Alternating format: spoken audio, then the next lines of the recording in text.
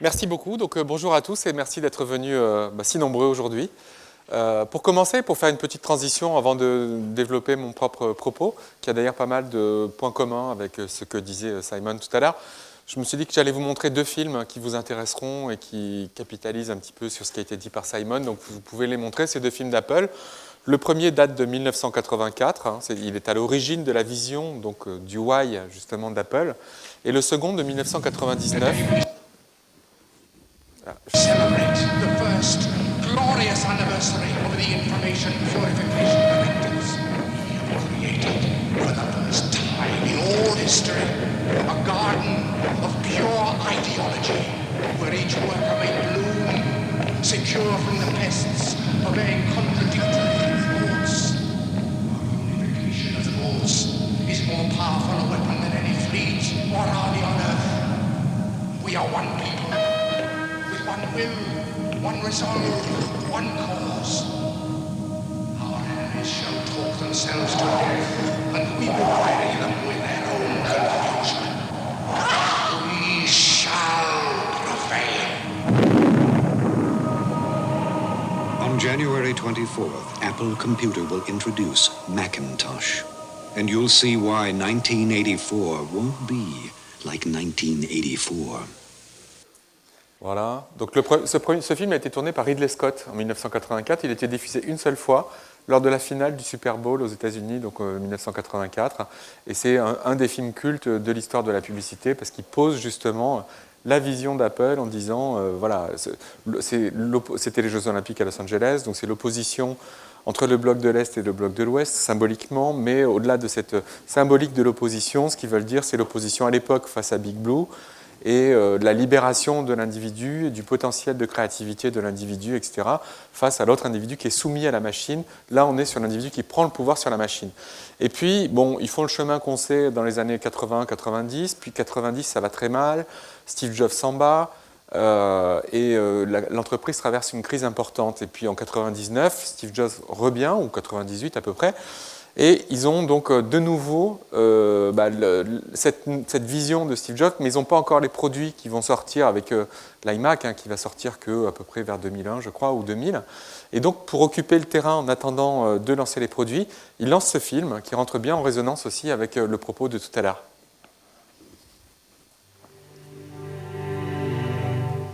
Here's to the crazy ones, the misfits, the rebels, the troublemakers, the round pegs in the square holes, the ones who see things differently. They're not fond of rules, and they have no respect for the status quo. You can quote them, disagree with them, glorify or vilify them, but the only thing you can't do is ignore them, because they change things. They push the human race forward. And while some may see them as the crazy ones, we see genius.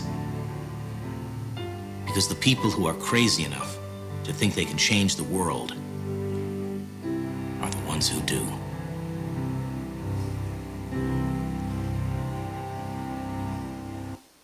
Voilà, donc effectivement, ça semble assez bien illustrer le propos précédent, avec l'homme au centre du système, etc. Et ça délivre justement cette vision d'Apple qui est la notion de différence pour eux face à l'univers des concurrents, des ordinateurs, etc. Et pour l'individu qui l'utilise, c'est un badge, c'est une façon de se différencier soi-même donc, des autres en affirmant son potentiel de créativité, etc. Très bien, donc c'était juste une petite transition qui me semblait intéressante. J'avais envie de partager ces films avec vous et maintenant je vais passer donc au sujet de mon intervention, qui est cette notion donc, qui correspond à mon ouvrage qui est sorti il y a à peu près 2 mois, Marketing Anatomy.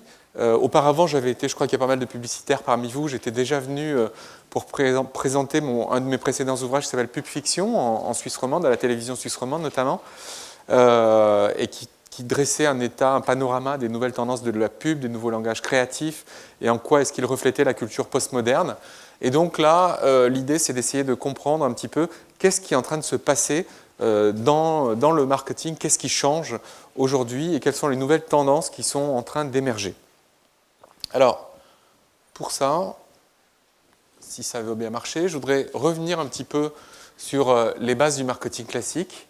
Qu'est-ce que c'était que le marketing tel qu'on l'a appris dans les années 50, 60, 70, 80, etc., dans les écoles de commerce, chez Procter & Gamble, etc. Et pour bien comprendre en quoi, justement, ces techniques-là n'ont plus cours aujourd'hui, parce qu'il y a eu tellement de changements dans l'environnement, chez le consommateur, dans la technologie, etc., que ces méthodes-là ne sont plus pertinentes. Et puis on verra après donc, quelles sont les pistes aujourd'hui pour recréer de la valeur d'envie. Alors les bases du marketing classique, j'ai identifié 5 bases de ce marketing, des 4 P, hein, le produit, le prix, la distribution et puis les promotions. Donc ces 5 bases, ce sont la passivité des consommateurs, l'homogénéité des besoins, la supériorité produit, la lisibilité des cibles et la puissance des médias de masse. Donc je vais revenir un peu sur chacun d'entre eux. Le premier point, c'est que le marketing classique traditionnel s'est construit sur une école théorique qui est l'école du behaviorisme. Donc Ivan Pavlov est prix Nobel en 1904 et il est à l'origine du courant behavioriste qui va ensuite se développer dans toutes les sciences sociales aux États-Unis, avec Skinner, etc. Et il se trouve que les sciences sociales sont très très liées à l'univers du marketing et de la pub dans les années 20, 30, 40.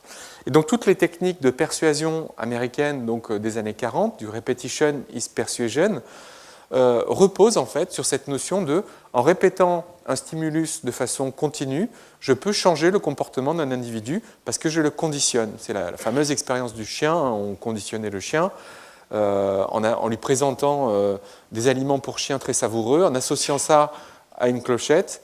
Et puis après, on enlève les aliments pour chiens, on met la clochette, mais il génère donc de la salive via ses glandes salivaires parce qu'il a été conditionné au son de la clochette à produire une réaction. Donc, les théories américaines à ce moment-là se basent là-dessus en disant, finalement, la pub, le marketing, c'est une science. En 1923, il y a Claude Hopkins qui publie un bouquin qui s'appelle Scientific Advertising et qui explique qu'il y a des lois très précises et que si on les respecte, on arrive à des résultats, là aussi, qui sont totalement prévisibles. Donc voilà, c'est la Unique Selling Proposition. Le second point, c'est l'homogénéité des besoins. Dans les années 60, pour aller vite, là, la croissance se développe sur les 4 machines, donc le réfrigérateur, la machine à laver le linge, la télévision, l'automobile, etc. Et donc les besoins sont clairement identifiés et décodables et décryptables par les marques. Il faut équiper le foyer. Après, dans les années 80, il faudra équiper l'individu. Et donc c'est assez facile, quand les besoins sont clairement identifiés, de faire du marketing. La supériorité du produit. On va essayer de mettre le son. Non, on n'a pas de son sur ce film? Non, c'est dommage, vous ne pouvez pas essayer de...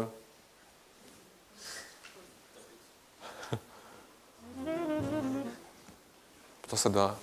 Takes wetness and locks it away from baby's skin. Now compare its power to soak up wetness. The traditional disposable leaks, but with Ultra Pampers, nothing leaks out. For mothers who care about keeping their babies dry, new Ultra Thin Ultra Pampers, even when they're wet, they're... Voilà, donc une idée de vente, even when they are wet, they are dry. Autour de cette idée de vente, donc, on construit la notion de supériorité produit qui va générer donc de la raison d'acheter avec, pour prouver cette supériorité produit, les techniques proctériennes classiques de la démo, le side-by-side, le torture test, où on plie le truc et tout, et c'est sec à l'intérieur. Donc voilà, il y a toutes ces techniques publicitaires très classiques pour construire de la crédibilité autour de cette notion de supériorité qui va générer l'acte d'achat. Puis les consommateurs étaient lisibles, ils étaient faciles à lire, les jeunes, les CSP+, les classes moyennes, la famille, la ménagère de moins de 50 ans, voilà, tout ça était très clairement délimité. Donc on avait des contours, le modèle masculin traditionnel, je ne sais plus si j'en parle après, non, c'est de montrer un film là-dessus, c'est cette idée d'un certain nombre de valeurs, de grandes valeurs, de conquête, de performance, d'autonomie, de liberté, d'indépendance, de protection, de contrôle de soi et de ses émotions, etc. Et ces valeurs étaient bien identifiées. Et donc, finalement, faire du marketing auprès des hommes suffisait pour ça, pour réussir, donc, de s'ancrer dans ces valeurs-là. Et puis, aujourd'hui, l'homme, le modèle traditionnel, il a volé en éclats. J'ai aussi écrit un bouquin sur les identités masculines, c'est pour ça que je connais un peu le sujet. Et il s'est atomisé en plein de facettes différentes sur lesquelles je reviendrai rapidement tout à l'heure. Et donc, les classes moyennes, on dit qu'on ne sait plus où elles sont par rapport aux très très riches. Les classes très supérieures, il y a justement cette notion des très très riches que cible le luxe et les CSP+. Qu'est-ce que ça veut dire par rapport à ça? Et donc, toutes les cibles se sont complexifiées. Et puis, il y a la puissance des médias de masse, puisque vous aviez aussi un rendez-vous du prime time à la télévision, où pour répéter vos messages, pour générer ce repetition is persuasion, il suffisait donc d'être présent au moment du prime time, et vous aviez une audience de masse, ça fédérait l'audience donc de l'ensemble de la société qui était présente derrière le poste télé. Et donc, c'est ce que j'appelle le marketing de la part de cerveau disponible, parce qu'il y a eu cette phrase du PDG de TF1 à l'époque, donc en 2004, Patrick Lelay, qui disait « Ce que nous vendons à Coca-Cola, c'est du temps de cerveau humain disponible ». Il se référait à ce modèle du repetition is persuasion, il se référait au modèle de la seringue hypodermique, donc j'injecte des besoins dans les cerveaux des gens et des désirs et des envies, etc. Et pour le coup, il était assez clair sur son why, puisqu'il disait, voilà, nous, notre rôle à TF1 et à la télévision, c'est de rendre les cerveaux relax et mous, pour que la pub, nos annonceurs, les gens qui nous font vivre, puissent déverser leur message et créer. Et alors évidemment, ça a été assez mal vécu dans la presse. Il a été très fortement critiqué parce qu'on a jugé que ce n'était pas le bon why. C'est ce marketing de la part de cerveau disponible qui se basait sur une équation finalement assez simple. La part de marché est fonction de la part de voix que multiplie la part de distribution. Donc si mon voisin a 25% de part de voix sur un total des investissements du marché des couches de 100%, moi si je mets 29%, j'ai toutes les chances, si je suis bien distribué, que j'ai de la visibilité en linéaire en magasin, de voir ma part de marché augmenter. Donc finalement, ce n'était pas si compliqué que ça, mais le problème, c'est que ce modèle classique s'est déconstruit sous l'impulsion, là aussi, de ces 5 facteurs, la fragmentation des médias, le réveil des consommateurs, le brouillage des cibles, la crise écologique et puis la crise tout court aujourd'hui pour être dans l'actualité. Le premier point, donc, la fragmentation des médias, qui fait que les grands rendez-vous sont plus aussi évidents. Donc il y a toujours, certes, pour la Coupe du Monde de foot, des grands rendez-vous télé, mais finalement même les funérailles de Michael Jackson ont été un événement plutôt Internet que télévision. Et donc aujourd'hui, il y a une désynchronisation des rythmes de vie. Chacun vit à son propre rythme, qui fait qu'il n'y a plus un prime time, mais qu'il y a des prime time, à chacun son prime time. Ça peut être le matin, dans le bus en train de lire le journal, le soir en rentrant chez soi, si on regarde la télé à 23h après un dîner, la radio dans sa voiture en allant bosser, etc., etc. Et donc c'est à chacun un moment où il aura une disponibilité d'attention qui fait qu'il sera réceptif aux médias et réceptif aux messages publicitaires et marketing qui seront dans le média à ce moment-là. Donc prime time is my time, et d'autre part, donc avec la multiplication des chaînes télé d'une part, mais aussi de tous les autres médias, on a une multiplication des points de contact, à peu près 60 points de contact potentiels pour une marque sur un secteur moyen, on va dire, entre une marque et un consommateur, c'est les touch points, entre guillemets, et cette idée que là aussi, il va falloir construire de la cohérence au travers de tout l'ensemble de ces points de contact, et il faut bien comprendre ceux qui fonctionnent moins, à quoi ils servent, est-ce qu'il y en a qui vont construire de la préférence, d'autres qui vont construire de la persuasion, d'autres qui vont délivrer de l'information, etc. Et ça change fondamentalement donc, les données du marketing face à l'ancien marketing qui reposait donc, sur un prime time bien affirmé. Le second point, c'est le réveil des consommateurs. Et si j'ai fait référence tout à l'heure aux théories behavioristes, ici je m'appuie sur l'école de pensée donc, de l'école de Palo Alto, et qui est donc en Californie dans les années 60, c'est Paul Václavic, Gregory Bateson, etc. Parce qu'ils ont un modèle qui m'intéressait là-dessus, c'est cette notion de modèle du feedback ou de la rétroaction. Et donc, cette notion de le consommateur peut revenir modifier le message de l'émetteur. Donc, dans toute relation de communication, il y a un émetteur et un récepteur. Auparavant, l'émetteur avait le contrôle, avait le pouvoir, il émettait ses messages continuellement pour créer de la persuasion. Et le consommateur était passif, c'était la fameuse part de cerveau disponible. Aujourd'hui, le consommateur devient actif et peut rétroagir. Un exemple pour illustrer ça, BMW qui décide aux États-Unis de faire une campagne de pub qui cible les gays, parce que c'est un cœur de cible pour eux, ils ont de l'argent, ils sont célibataires, ça correspond bien au design des modèles, etc. Et donc, ils font toute une campagne sur ce thème-là, sur cette cible-là. Et au même moment, manque de bol, il y a un sondage qui sort où BMW apparaît comme l'avant-dernière entreprise la plus gay-friendly sur un total d'une cinquantaine d'entreprises. Donc ça veut dire discrimination dans la promotion des gens, pratiques salariales inégales, etc., etc. Et donc, les gays là-dessus s'insurgent et disent « vous ne pouvez pas d'un côté essayer de nous séduire en nous vendant vos modèles, et de l'autre côté ne pas être cohérent ». Et donc il y a eu toute une critique de l'action et de la campagne de BMW sur le net, etc., qui s'est développée en buzz et qui a fait que le PDG donc, de BMW aux États-Unis a dû proférer ses excuses, retirer la campagne et donc proférer ses excuses à la communauté gay en disant qu'effectivement, voilà, il allait faire des efforts par la suite pour rétablir cette situation-là. Donc cette notion de « on n'est plus du tout dans l'environnement du consommateur passif sur lequel on était avant. On est sur un consommateur où ce qui devient important, c'est les conversations. Le PDG de Burger King avait cette phrase qui est intéressante. L'important n'est plus ce que la marque dit, c'est ce que les consommateurs disent de la marque. On passe dans un marketing de la conversation où les marques n'ont plus le monopole de la parole sur elles-mêmes. Puisque hier, je contrôlais à peu près 100% des messages sur ma marque, Pampers, Peugeot, Renault, etc. Et donc finalement, c'était... et puis si j'avais un type pas content, éventuellement, il en parlait à 3 copains, et puis ça s'arrêtait là. Aujourd'hui, le grand constat, c'est qu'elles n'ont plus le monopole de la parole, elles partagent le pouvoir. Et après les années de la super arrogance des années 98, 2004 à peu près, où le marketing s'est converti au dogme du citoyen universel et de la méga-marque mondiale qui fait plus de 1 milliard de dollars de chiffre d'affaires, il y a eu une prise de conscience que cette politique d'une seule marque globale était perçue comme très arrogante par les consommateurs, était loin de leur culture locale, de leurs préoccupations. Et finalement, il y a eu un retour donc là-dessus vers plus de proximité, vers moins d'arrogance. Et aujourd'hui, l'avènement du 2.0 fait qu'elles peuvent encore moins se permettre l'arrogance parce qu'elles sont immédiatement donc, attaquées sur le net, etc. Et c'est vrai qu'un exemple concret là-dessus, c'est que sur 75 000 vidéos sur YouTube qui parlent de Heineken, il y en a seulement 640 qui sont payées par la marque. La source est Publicis, donc ils sont bien passés pour savoir celles qu'ils ont développées ou pas. Et donc il y en a 74 400 dont on ne sait pas d'où elles viennent, dont on ne sait pas ce qu'elles racontent. Alors on paye des gens qui font de la veille sur Internet pour savoir un peu ce qu'elles racontent, mais néanmoins, on n'a plus du tout le monopole donc, de la parole sur soi-même et sur sa marque. Le troisième point, donc, c'est le brouillage des cibles.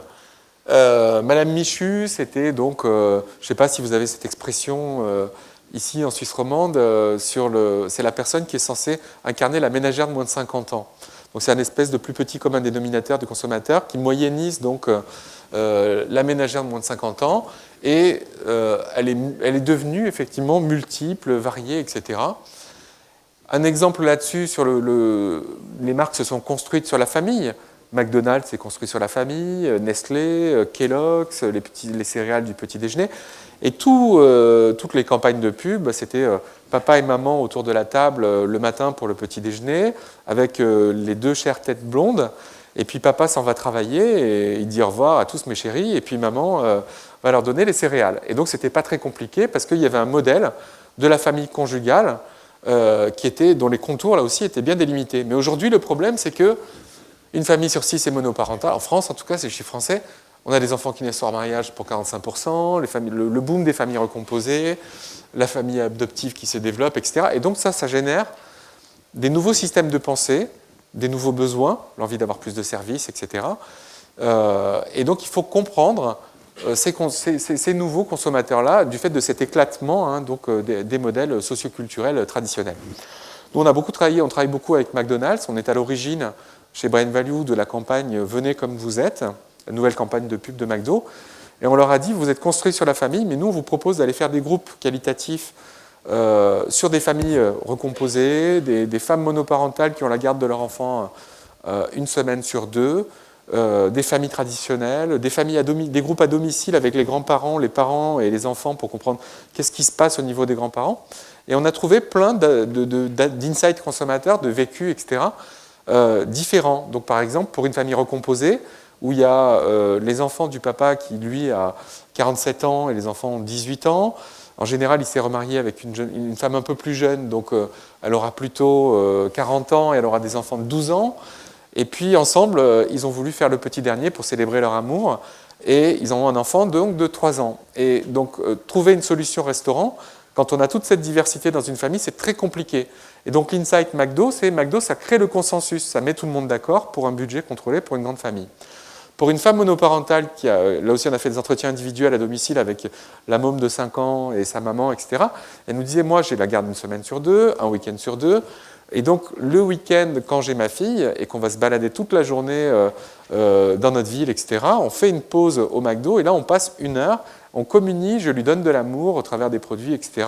Et je crée une relation avec elle, etc. Et c'est une véritable relation donc, de fusion, de communion, etc. Et donc, on voit que les insights sont très très différents selon les types de familles. Et c'est pareil pour l'homme, dont je parlais tout à l'heure. Aujourd'hui, vous avez le néo-macho, l'univers du rap, par exemple, agressif, dans une virilité un peu provocante, basée sur la force, etc. Vous avez le métrosexuel emblématisé par David Beckham, donc plutôt très féminisé, très dans l'univers du shopping, des marques, etc.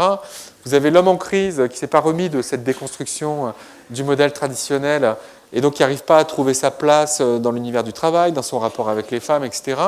Vous avez l'ubersexuel George Clooney, donc la virilité positive. On est égaux, mais qui dit égaux ne veut pas dire...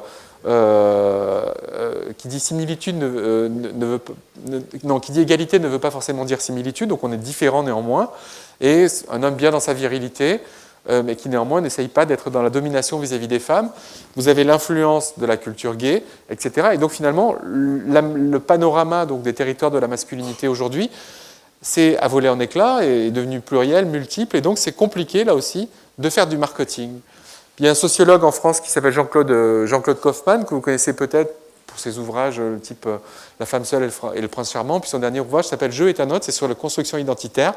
Et sur l'identité, il nous explique que, en fait, on n'est pas qu'un consommateur, et encore moins qu'un consommateur de lessive. Et finalement, le marketing fait que on a étroitisé le consommateur à cette notion de oui, c'est mon consommateur de lessive qui obéit à tel driver, etc. Et en fait, c'est plus compliqué que ça parce que c'est un individu, que cet individu, il est complexe, il n'est pas figé, il est dépendant de ses identités précédentes, etc. Il a écrit aussi un livre sur les agacements dans le couple et il disait, voilà, on fait cohabiter en nous plusieurs identités qui sont dérivées de plusieurs étapes dans la construction de notre personnalité.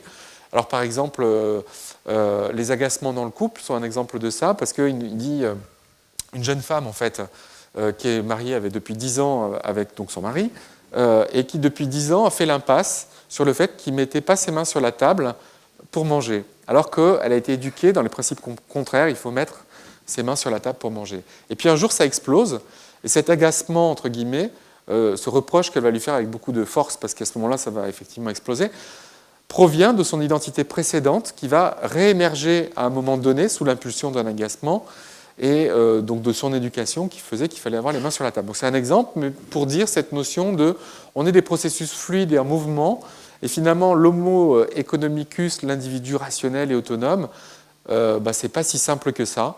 Il y a aussi un prix Nobel d'économie 2002 qui vient de publier un bouquin qui s'appelle Les esprits animaux. Il explique que l'économie aujourd'hui, les décisions sur les marchés financiers, etc., est très liée donc, à ces esprits animaux, c'est-à-dire à nos pulsions, à des choses très primitives, et que tout n'est pas du rationnel et du planifié, etc. Pour illustrer ça, donc, cette notion de consommateur complexe et paradoxale, cette notion de, aujourd'hui, le consommateur, il cohabite, ou il fait cohabiter en lui des désirs et des aspirations différentes. Donc il veut de la santé, mais il veut de la gourmandise, il veut de la qualité, mais il ne veut pas payer cher, il veut du développement durable, mais il veut du plaisir, en conduisant une grosse voiture, etc., etc. Donc il est écartelé entre des pulsions contradictoires, et donc là aussi, il n'est pas facile à enfermer et à décoder, à décrypter, à lire pour les gens qui font du marketing. La crise écologique, donc très vite, manque de repères, des consommateurs aujourd'hui qui sont un peu perdus face à tout ça. parce qu'on a dit beaucoup de choses, on ne sait pas. Dans le déclaratif, les consommateurs nous disent oui, je suis prêt à payer plus cher une marque si elle me prouve qu'elle est développement durable, mais en fait, dans la réalité, les comportements sont plus lents à évoluer. Ce n'est pas toujours suivi dans les faits. Donc il y a des minorités, peut-être les early adopters justement, comme les LOHAS qui prônent, si vous faites lohas.com, vous verrez cette tribu qui prône un mode de vie complètement ancré autour de la responsabilité, du développement durable, etc. Et un rapport nouveau à la consommation par rapport à ça.